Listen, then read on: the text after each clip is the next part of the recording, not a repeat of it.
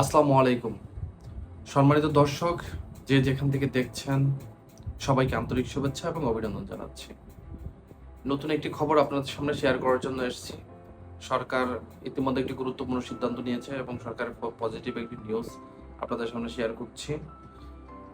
সরকারিভাবে সারা বাংলাদেশে 250টির মতো ফার্মেসি দেওয়ার ঘোষণা দিয়েছে সরকার।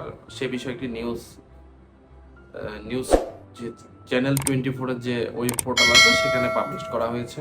এই বিষয়টি নিয়ে কয়েকদিন ধরে কথা হচ্ছিল এবং সেখানে বিভিন্ন মাধ্যম থেকে কথা জানা যাচ্ছিল যে এরকম একটা সিদ্ধান্ত আসতে যাচ্ছে সরকারিভাবে। সিদ্ধান্তটা ওভারঅল দেখতে গেলে একটি ভালো সিদ্ধান্ত এবং এখানে বলা হচ্ছে যে রোগীরা যে সরকারি মানে ওষুধের যে দাম, সেখান থেকে সরকারি যে ফার্মেসি থেকে ওষুধ কিনতে গেলে 3 ভাগের 1 ভাগ দাম দিয়ে সে ওষুধ কিনতে পারবে এবং ডায়াবেটিসের রোগীরাও তারা এ ধরনের ওষুধ কিনতে পারবে। তো 250 ফার্মেসি সারা বাংলাদেশে গুরুত্বপূর্ণ পয়েন্টগুলোতে স্থাপন করবে।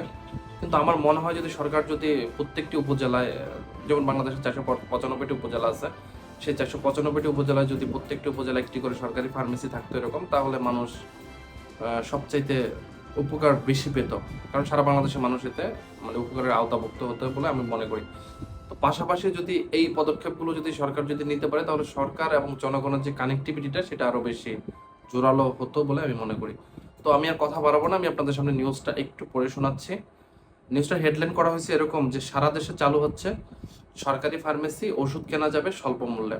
যে কথাটা আমি বলছিলাম, আমি একটু ভিতর থেকে একটু পড়ে শোনাচ্ছি, আপনি গুরুত্বপূর্ণ কয়েকটা এবং গুণগত ও মানসম্পন্ন ওষুধ সবার জন্য সাশ্রয়ী মূল্যে নিশ্চিত করার লক্ষ্যে সারা দেশে প্রথমবারের মতো সরকারি ফার্মেসি চালু হচ্ছে বলে জানিয়েছে স্বাস্থ্য ও পরিবার কল্যাণ মন্ত্রণালয়ের বিশেষ সহকারী অধ্যাপক সাইদুর রহমান।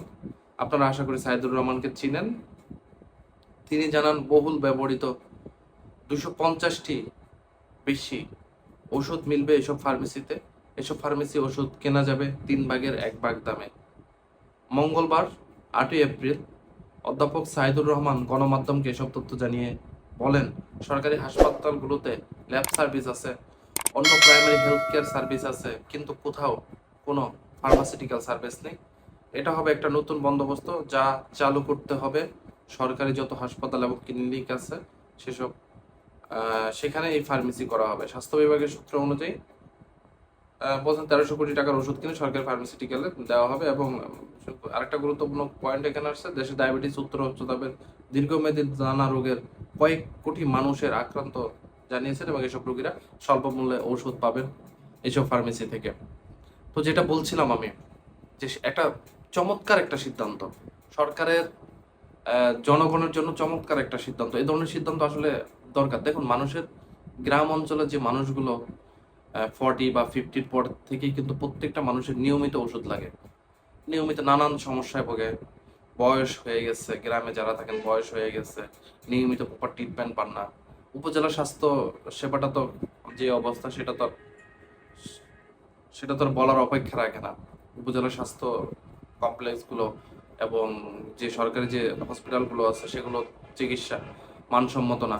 এবং পাশাপাশি একটা রোগী ভালো একটা ডাক্তার দেখায় তারপর সেখান থেকে অনেক টাকা ভিজিট দিয়ে ওষুধ কিনা, এগুলো আসলে হয় না।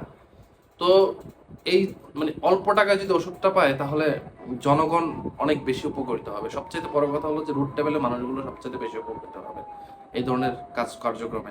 সরকারের এই সিদ্ধান্তটা যদি বাস্তবায়ন করে সবচেয়ে বেশি খুশি হবে রুট লেভেলের মানুষগুলো। তো সবাই ভালো থাকবেন, সুস্থ থাকবেন।